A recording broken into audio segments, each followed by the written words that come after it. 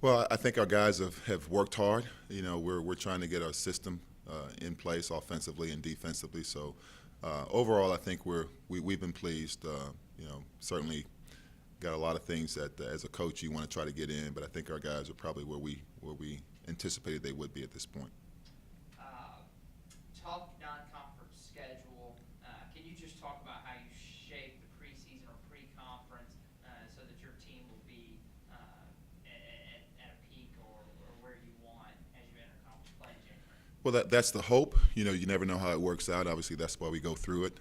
But the plan for us is to try to put ourselves in position with the way we shape our non-conference schedule and the expectations of the league that if we do what we're supposed to do, we're in a position to get postseason opportunities.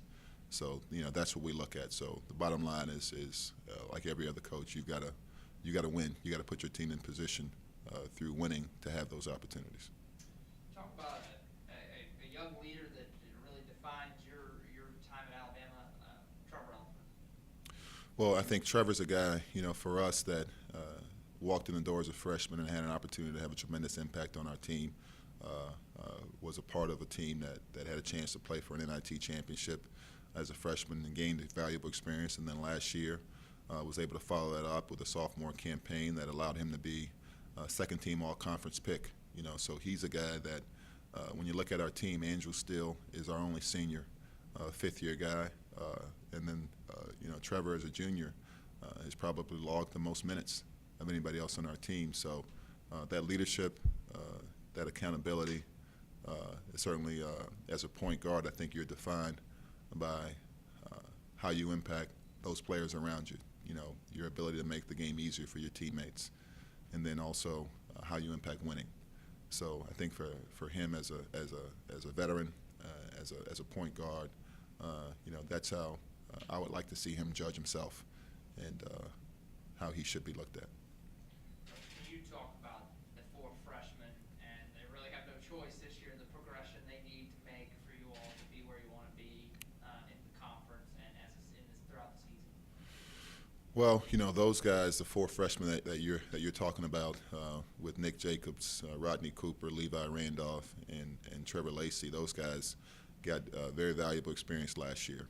We had situations where last year they were relied upon to put us in position to win games, and I think grew into those roles toward the end of the year last year. So I think there'll be a little bit of an experience factor that plays into that.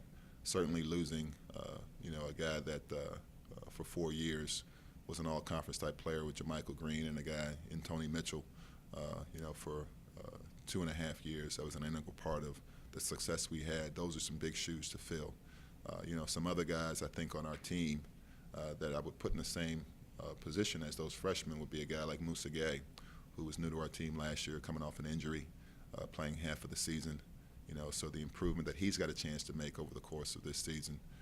Carl Engstrom is a guy that has been in the program for a couple of years and is relatively new to the game, not only college basketball. So the growth and maturity that he'll have as well, and the opportunity that those guys will have with Musa and Carl having to fill that void that's been left by JaMychal Green's departure. I think we've got some good pieces and the opportunities for those guys to step into those roles that you mentioned, I think will determine our ability to be successful.